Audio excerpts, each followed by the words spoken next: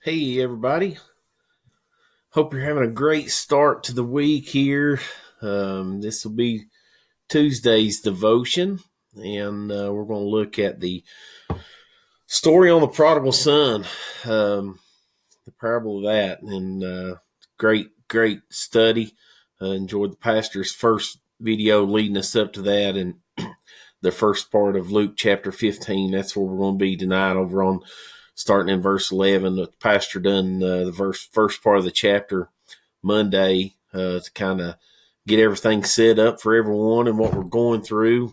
Get my screen shared here. Can't talk today. But he covered the lost sheep and the lost coin, and he talked about he talked about the looking at the heart in the background. He talked about the publicans being there and the Pharisees showing up. We're not going to back up in all those scriptures and be too long. But he talked about the Pharisees coming up and accusing Jesus of being just like the sinners and acting like they were and accepting them. And so there come up a time that he really started sharing these parables with them, and it made them examine their heart, made them look and ask the question, who are you? Which one are you?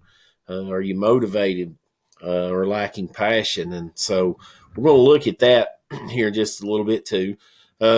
So here's our theme that's put out that you'll see through all these scriptures throughout this chapter here in Luke 15. And but today, Tuesday, I keep saying that, but Tuesday here, it's going to be verses 11, 12, and 13. So we're going to look at the theme of serving self. You're really going to see that tonight with this young man. You're really going to see that.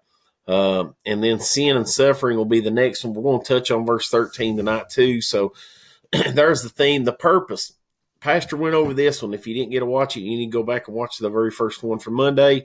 The motivation of heaven, Luke 19:10, for the Son of Man is come to seek and to save that which is lost, that which was lost. So the motivation of heaven, keep that in mind as we're going through this parable. So as earlier we said this one too, ask yourself throughout this study, which one are you? Who am I? Through all those. So let's get started. Verse 11, it says, and he said, a certain man had two sons, and the younger of them said to his father, Father, give me. Okay, I've got that underlined, highlighted, so keep that in mind. Give me the portion of goods that falleth to who? That falleth to me.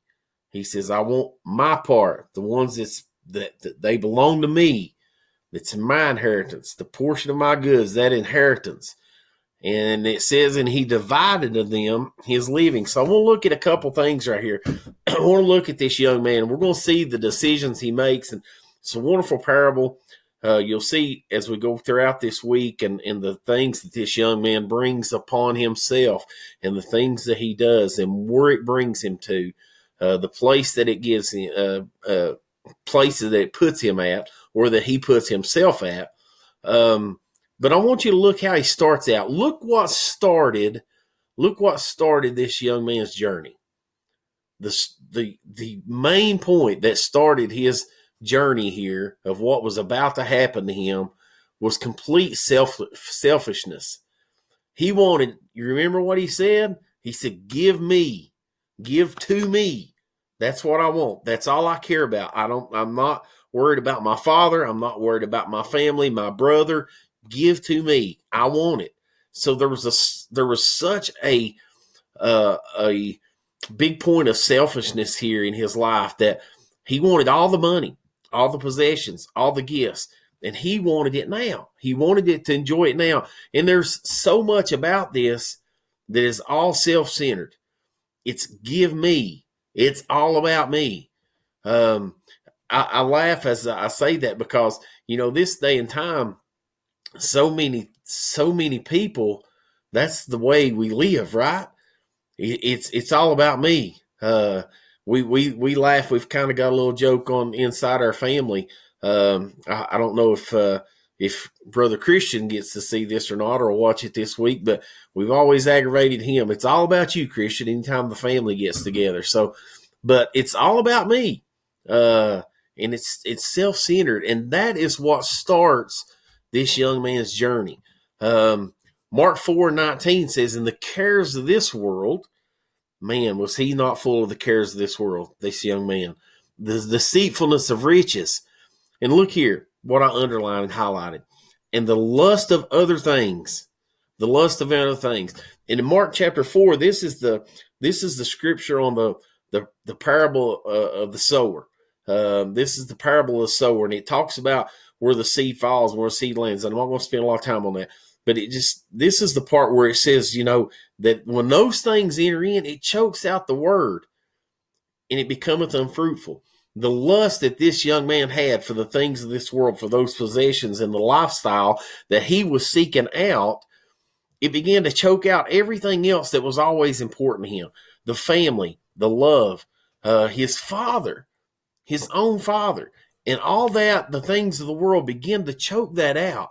And all he could see was what was good for him, what he thought was good for him. And that's what he was after. 2 Timothy 3:1-2. See if this does not sound like today's time.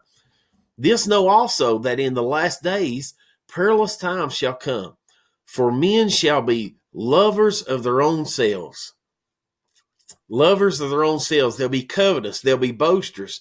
They'll be proud. They'll be blasphemers. They'll be disobedient to their parents. I highlighted this next one. They'll be unthankful. Have we ever seen a time in our country, have we ever seen a time in this nation that so many people are unthankful? And how many times are we getting caught up into that? It's always poor me, poor pitiful me. But what about giving God thanks in everything we do? When we go to him in prayer, it's going to him in thanks, in thanksgiving, in each and everything we do. But have you ever seen a time that this world is so unthankful? And that's the way this young man was too. Give me. It's all about me. And he loved his own self, and he was only worried about self. And we have to be so cautious today and so careful as Christians that we don't get caught up in being worried about how is this benefiting me. Remember all the way back to the start, and we talked about the motivation for heaven. Are we motivated, or are we lacking that? Are we lacking that passion? Are we motivated to see others go to heaven? Or is it all about me? Does everything have to be done because it's going to benefit me? Or is it going to benefit the gospel? Is it going to benefit the cause of Christ? Look at this. This one really kind of stuck in my mind as I was reading this. Look at the insensitivity to his father in the whole way he approached the thing. Look at the insensitivity to the father and how he approached it. When he goes to his father, he didn't ask. He didn't say, please. He didn't say, I want to do this or I want to do that. It was give me what's mine. And it was so insensitive to his father. And how often are we approaching our father with the same type of insensitivity? How often are we approaching the works of the gospel with insensitivity? He wanted to be free from his father. And look what happens here. The father let him go, and he let him live as he wanted. He made that decision, and he divided that up to him. We've seen in the first verse, or verse 12, he divided that up to him, and he gave it to him. And his father let him go. His father let him make that choice. He was not going to hold on to him. Even though, listen, the father knew exactly what was good for him. The father knew what was going to happen. The father knew where this could lead him. Undoubtedly, he knowed all those things.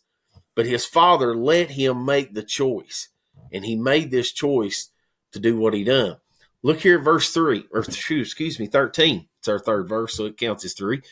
And not many days after, the younger son gathered all together and took his journey into a far country. 3 things we're going to look at here. He took his journey into a far country, and there he wasted his substance. He wasted all those things that his father had given him. with riotous living. With riotous living. So far country. It says look what he done. It says he took his journey. He gathered all those things together, and he took his journey to the far country. No one else. He made the choice to distance himself. A place that was completely different from his father's house. A place that would get him out of, all the rules, all the regulations, out of his father's eye. A place that he thought he was going to be free from everything else, a freeze from the cares of the world. But he made this choice to distance himself. And so many times today, we find ourselves in, I talked a little bit on this Sunday, even with the disciples. You see what the disciples done? You remember, and I said they went back and Peter says, I go fishing, and we're going to go with you, and we're going to go right back to doing what we were doing before. And they distanced themselves from everyone else. And then Christ called them back, and he said, when they go to the shore, and he says, this is what I want you to do. I'm going to send you out. Well, see, here's the thing. He had already told them that. He had already told them that when he had met with them before Thomas was there. He had already told them to go out, but yet they were already back to doing what they were doing before because they chose to distance themselves the same way that he did. I'm getting too far away from it. But he chose to distance himself, a place completely different from his father's house. Look what else it says. After he distanced himself, he says, and there he wasted. He wasted all of his substance. Everything his father had given him was thrown away. Absolutely just wasted. Not used wisely. To be wasted is to gain nothing from its use. We get caught up so many times when it's all about me, and we waste the talents that God has blessed us with. We waste the things that God has blessed us to use. Do you ever sit back and think the decision that this young man made? All his father had, and that he gave him. And he divided that up. Here's the younger son. This is your brother's, but here's yours. You go ahead and take it, and you make your choices. But you ever just think that was wasted? Because you ever think of what all he had? What all did he get that day before he decided to take his journey, before he went to a far land? Imagine all that he could have done for someone else. Imagine all that he could have done to brought great things to his father's name. Brought great things to his father's name, to the name of his family, to the name of his home, to the name of his brother. All the things that he could have done that he was given, and he could have used those, but it was all about me. It was all about self, and it was not used wisely. And the last thing it says here, verse 13, he says he wasted his substance, and he wasted it with riotous living. With riotous living. So to be all his livelihood, everything that he was given, it was used loose, reckless, and wild. Listen, one thing that I share with our teenagers all the time, and I know I've told some of you all this before, but this world, and I recently just done a study with them a couple months ago about, the things of this world, the things that they see on a billboard, the things they see on a commercial on their TV, it's all about appealing to them to make it look attractive. And it's the same thing here that happened with this young man. He's at his father's house. I'm sure he had chores to do and things to look after. And his father's eye was always on him. And he had priorities and things that were more important. Then all of a sudden, things of the world, he starts to look down the road, and he starts to look off in a distance, and he starts to see the things of the world and things that appealed to him and things that he thought was a better life than where he was at. And he went out and he went in riotous living. All that was lost, and loose and reckless and wild, and all those things that pertain to that riotous living. All the things that this world makes look attractive is what that is. Those things that are not important. Those things are, and I'm going to end with this one. And the pastor mentioned this one, and I thought, wow, that is an excellent point. In the first video, in the first devotion, the effects of sin and suffering, and you're going to see that Okay, we've started off here, and we see that the young man has made a trip. He separated himself. Keep in mind that he has separated himself from the father. He chose to go a distance away, to go into a far country, and he has left his father's house. So he has separated himself. So he's living up in riotous living. He's wasting everything away. And so now you're seeing all the sin that's taken place.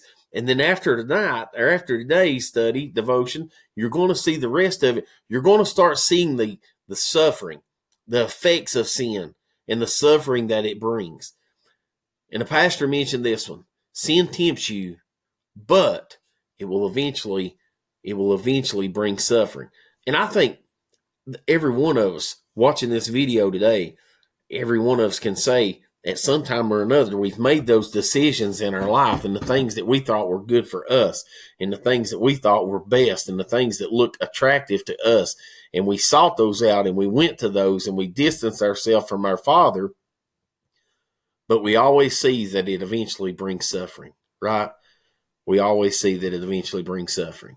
I hope you got something out of this tonight. I tried to go a little quicker and not be so long. I love you, Mount Olive Church family. I love you, anyone else that's joining in on our devotions. Maybe you're at another church, or maybe you're in another town or another state. I don't know, but we love you too and are glad to have you with us. Continue to pray for your churches, your church family. Continue to pray for our pastor, all of our leaders. Lift them up. And let's remember, we got to have a renewed passion.